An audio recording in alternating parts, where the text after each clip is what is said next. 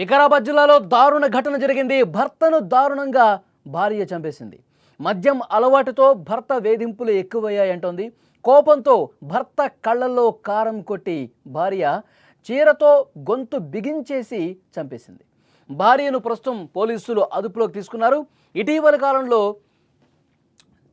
భార్యలు తమ భర్తల మీద ఈ విధంగా ప్రతీకారం తీసుకుంటా ఉన్నారు.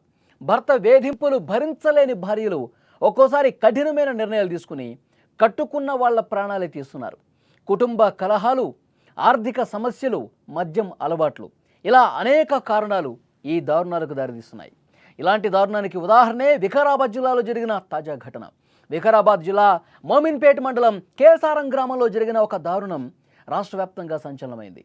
కుటుంబ కలహాలు, భర్త వేధింపులు భరించలేక ఒక భార్య తన భర్తను చంపేసింది. కేబుల్ వైర్తో గొంతును బిగించి ప్రాణాలు తీసింది. ఈ ఘటనతో మండలం మొత్తం కూడా ఒక్కసారిగా ఉలిక్కిపాటికి గురైంది.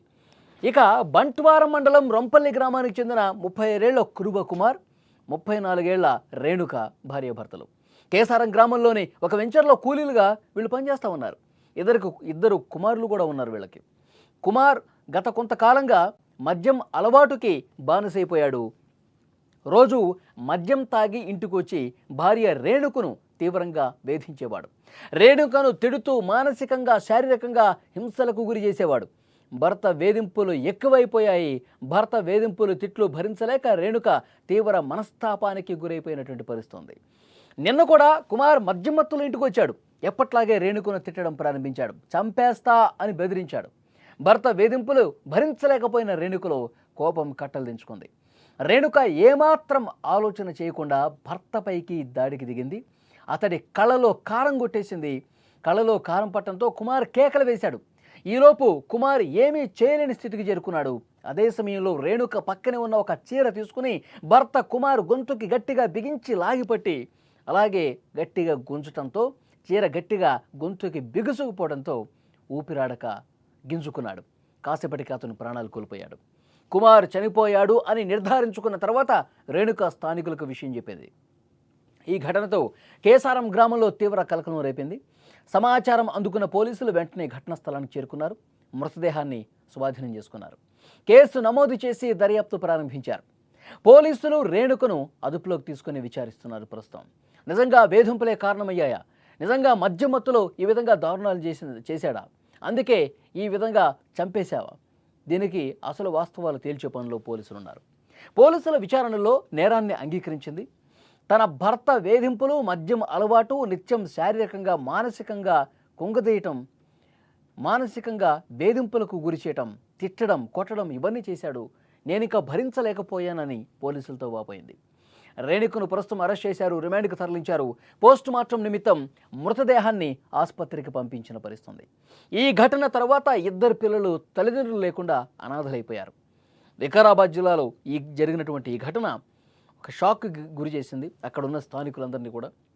సో భార్యాభర్తల మధ్య ఎప్పటికీ గొడవలు ఉంటాయి, గొడవ పడుతూ ఉంటారు, మళ్ళీ కలిసిపోతారు అలా అనుకున్నారు. కానీ చుట్టుపక్కల వాళ్ళు ప్రాణాలు తీసే వరకు వెళుతుందని చెప్పి వాళ్ళు మేము ఊహించలేదు. సరే దారుణం జరిగిందని చెప్పి స్థానికులు కూడా, ఎందుకంటే పోలీసులు ఎంక్వైరీ చేస్తారు, చుట్టుపక్కల వాళ్ళకి విచారిస్తారు. నిజంగా ఇదే జరిగిందా లేకపోతే వేరే కారణాలు ఏమైనా ఉన్నాయా, వీళ్ళ బిహేవియర్ ఏ విధంగా ఉండేది, గత కొంతకాలంగా వీళ్ళ మధ్య ఎలాంటి గొడవలు జరుగుతున్నాయి, మనస్పర్ధలు ఉన్నాయి, వీటన్నిటిని కూడా పోలీసులు ఇన్వెస్టిగేట్ చేస్తున్నటువంటి పరిస్థితి ఉంది.